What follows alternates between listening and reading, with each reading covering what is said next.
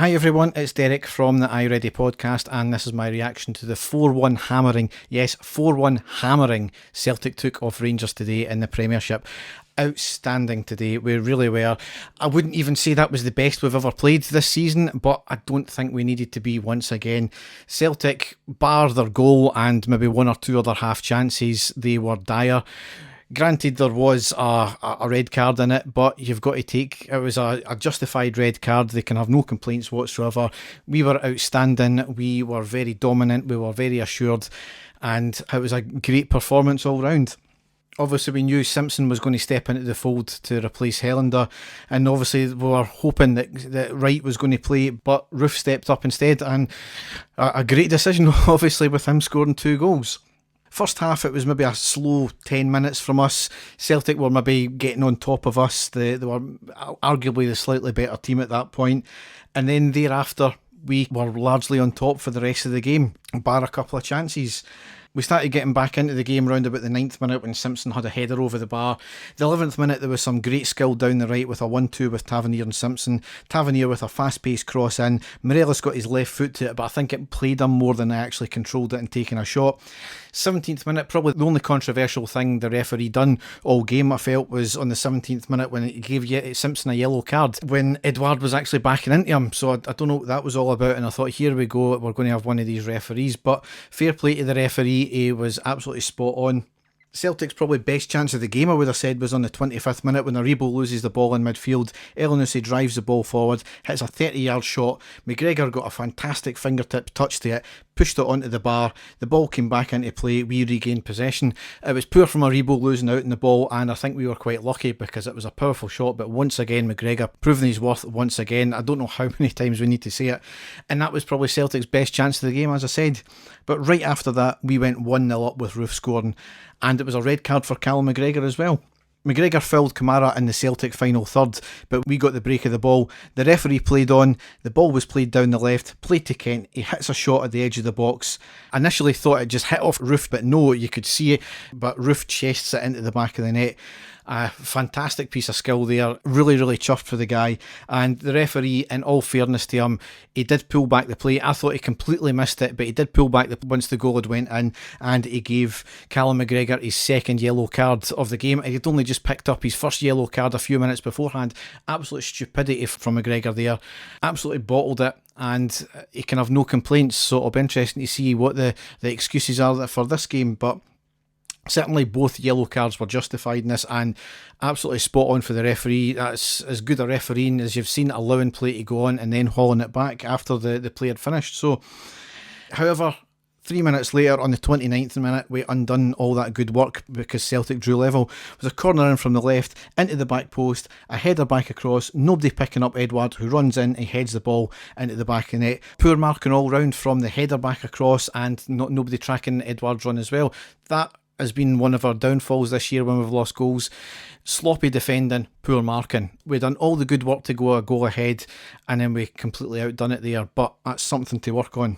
But we quickly regained possession, we quickly regained our composure and went back ahead in the 33rd minute with Morelos scoring an absolute peach of a goal. There was great play just before it. Kent on the right, he cuts inside at the edge of the box, passes to Aribo, who was running in. He takes a one touch which went past the defender, he hits a shot, and it was saved by the keeper and out for the corner. That resulting corner from the left, Goldson at the back post with a powerful header off the back of the defender. It wasn't cleared, knocked about the Celtic box, eventually played to the right side with Kamara. He passes to Morelos in the box on the right side, cuts inside, he got the break of the ball off the defender's foot, he absolutely skins Scott Brown by nutmegging him and hits a high powerful shot into the back of the net. Absolutely stunning from Morelos there. He's got this knack of getting the ball on either side of the box and at a tight angle sometimes, smashing it into the back of the net. Absolutely fantastic. That's clearly the hoodoo of not scoring against Celtic off his back now. Hopefully we manage to still keep him, but we'll wait and see in the summer. But that's absolutely fantastic. Delighted with the first half, got to be with that. Obviously we blip with letting in that goal there, but overall we've got to be happy, especially playing against 10 men for the next 45. Second half, it was pretty much all us from the get-go. Really, we put Celtic under a lot of pressure the first 10 minutes. Really not getting much in front of goal, though. They were crowding us out. Best chance probably in that first 10 minutes of the second half was Davis got the ball in the middle, had an opportunity to shoot, but he delayed it, and he tried to thread a pass through to Morelos, how Morelos drifted offside. However, we made it 3-1 on the 57th minute, and the game was completely out of Celtic's reach at that point, and it was Roof getting his brace. We had a lot of possession, a lot of pressure. Kent in the middle at the Celtic box, passes to Roof, who threaded it to Barisic on the left hand side. Roof checked his run, Barisic with a lovely cross into the middle. Roof, almost unnoticed, had made a charging run into the middle and a bullet header into the back of the left goal. Absolutely stunning from Roof there. That's him proving himself. There was a lot of doubters. Dave from the podcast was one of them, but time and time again, he just proves what he's got in his bag when he does it, and absolutely fantastic there. We had another couple of chances where Bain had made a couple of saves with his foot. I think McGregor had one save to make pretty much in the second half, and that was right at him. It wasn't dangerous at all. Few substitutions there. Barisic unfortunately picked up a knock and Wright came on for him. Looked quite a nasty one from Barisic as well. Nobody about him, and he just pulled up when he had possession of the ball as well. We'll need to wait and see how bad it is. They did call a stretcher, but he did end up walking off. So we'll need to see what that's like, especially for his international chances in the Euros.